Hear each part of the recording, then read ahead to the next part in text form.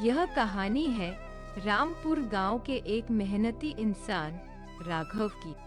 राघव अपनी कड़ी मेहनत और पसीने से अपने परिवार के लिए 2 वक्त की रोटी जुटा पाता था।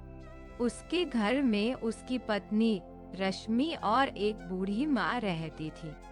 राघव के पास एक छोटी सी जमीन थी जो उसके पूर्वजों की आखिरी निशानी थी। राघव दिन भर उसमें पसीना बहाता और शाम को थका हारा घर आता।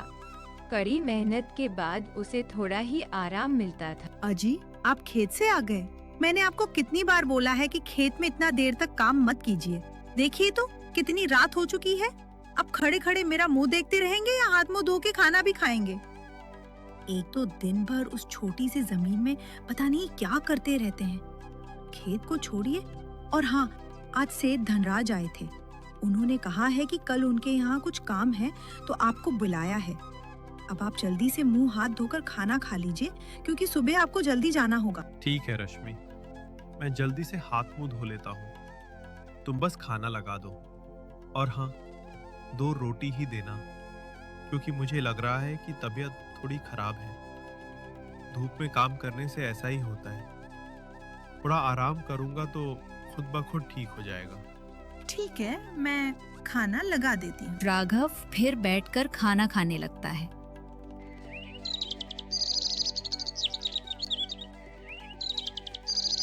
अगली सुबह राघव सेठ धनराज के यहाँ निकल पड़ता है। राघव आज बहुत खुश था क्योंकि उसे 2 महीने से काम नहीं मिल रहा था। अब उसके चेहरे पर एक अलग सी चमक थी। राघव सेठ धनराज के यहाँ पहुंच जाता है। नमस्ते मालिक। मैं जब कल शाम को अपने खेत से घर आया तो मुझे मेरी पत्नी ने बताया कि सेठ जी घर आए थे और उन्हें कुछ काम था, इसीलिए मैं भागा भागा आपके घर आया हूँ।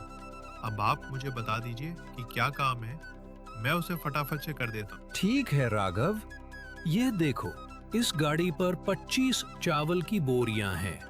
तुम्हें शाम तक इसे गोदाम में सही से रखना है। देखो राघव, ये गाड़ी आज 4 दिन से यहीं है। मोहन की तबीयत खराब है, इसीलिए ये काम तुमको सौंपा है। देखो राघव, शाम तक कैसे भी करके गाड़ी खाली कर देनी है क्योंकि मुझे कल सुबह ही इस गाड़ी को फैक्ट्री भेजनी है। वो तो ठीक है सेठ जी, लेकिन यहाँ से आपका गोदाम बहुत दूर है। मुझे नहीं लगता है कि शाम तक 25 बोरी गोदाम तक पहुँच सकती है। एक तो धूप अपने चरम पर है और मेरी तबीयत भी थोड़ी खराब है। कैसे होगा सेठ जी?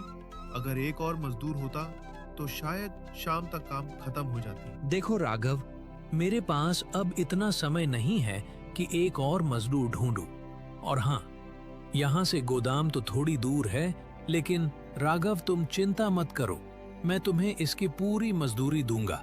बस तुम कैसे भी करके शाम तक काम खत्म कर दो। ठीक है सेठ जी, जब आप इतना बोल रहे हैं तो मैं कोशिश करता हूँ कि शाम तक सारी चावल की बोरियों को गोदाम तक पहुँचा सकूं। राघव तो सेठ धनराज की बात पर हाँ कह देता है, लेकिन वो सोच में पड़ जाता है कि सारी चावल की बोरियां गोदाम तक कैसे पहुंचेंगी, क्योंकि सेठ धनराज के घर से गोदाम लगभग 800 से 900 मीटर दूर था।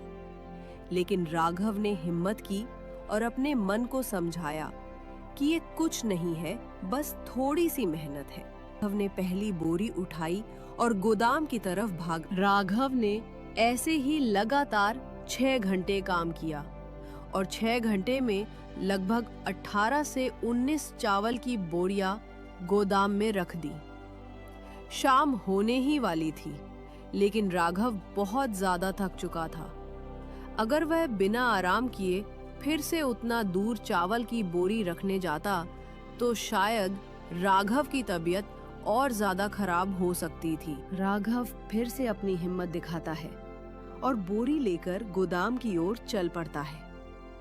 राघव के पैरों में छाले पड़ चुके थे, लेकिन मालिक का विश्वास और अपने घर की स्थिति को देखकर राघव सब भूल जाता है कि उसके पैर में दर्द हो रहा है।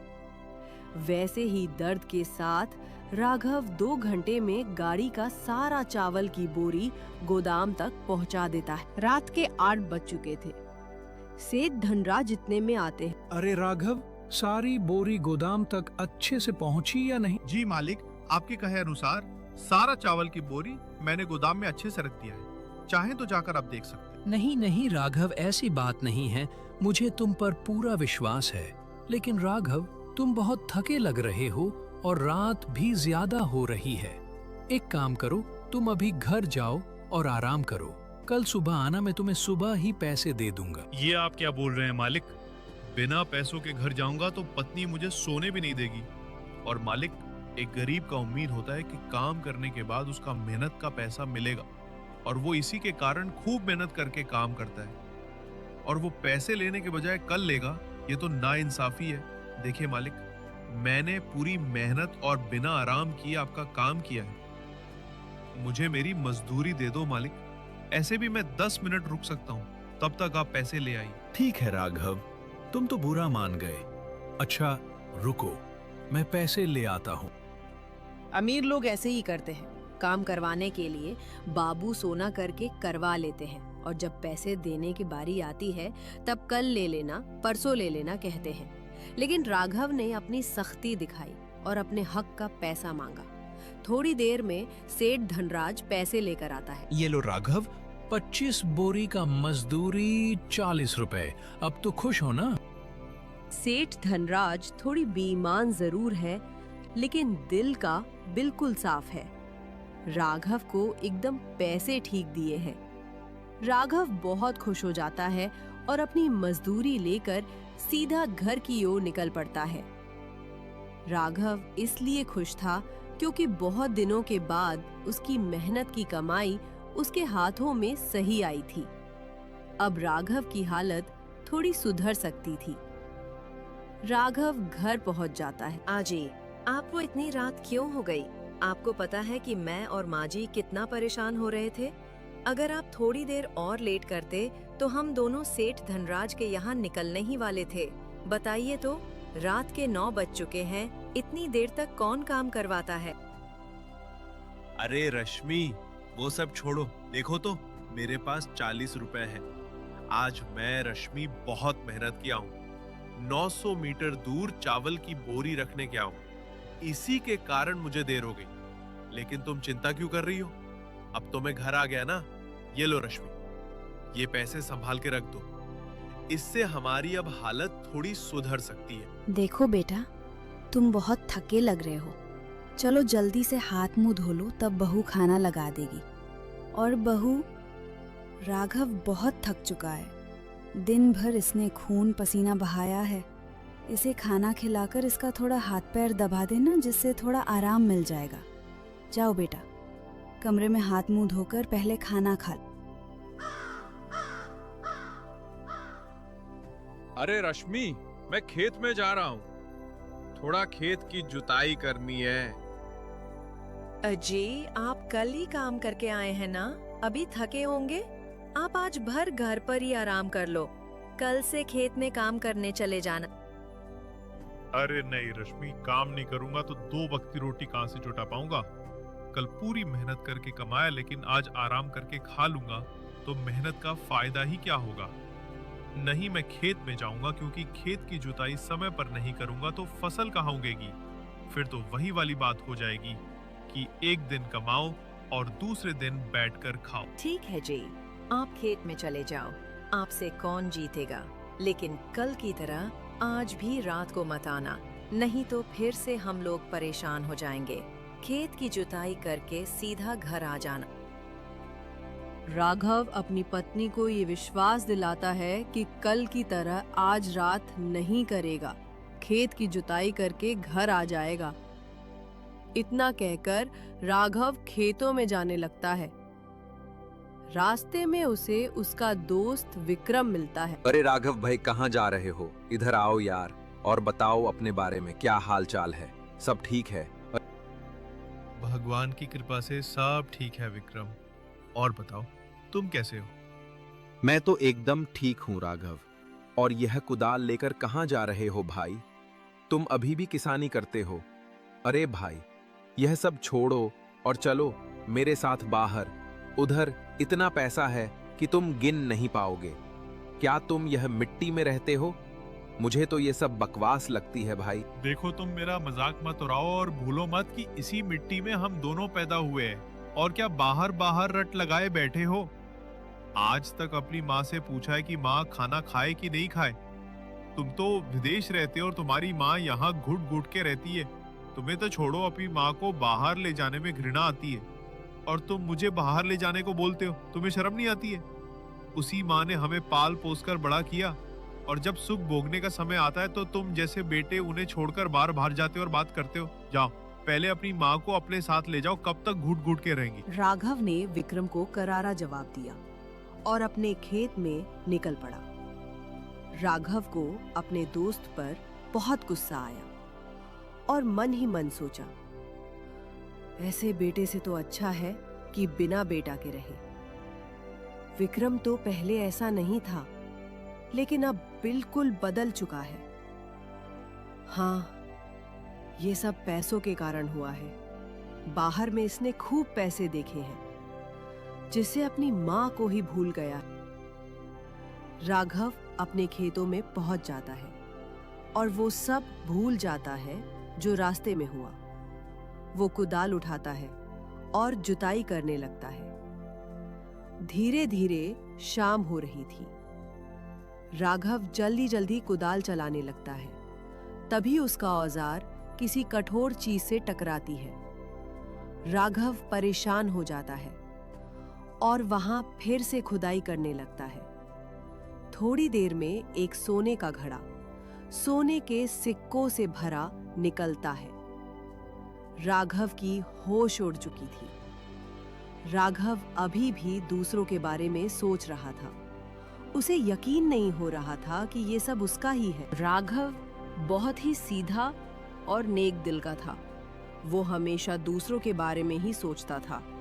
उसे ये पता नहीं था कि ये सब उसकी ईमानदारी और अच्छे कर्मों का फल है। ये सारे सोने का हक सिर्फ उसी का था और कोई नहीं। लेकिन राघव नादान था। उसने मुखिया को सौंपने का निर्णय किया। राघव सोने से भरा घड़ा उठाता है और सीधा घर आ जाता है। राघव की पत्नी और उसकी माँ दोनों राघव के हाथों में सोने से भरा घड़ा देखकर चकित हो जाते हैं। उनकी आंखें खुली की खुली रह जाती हैं।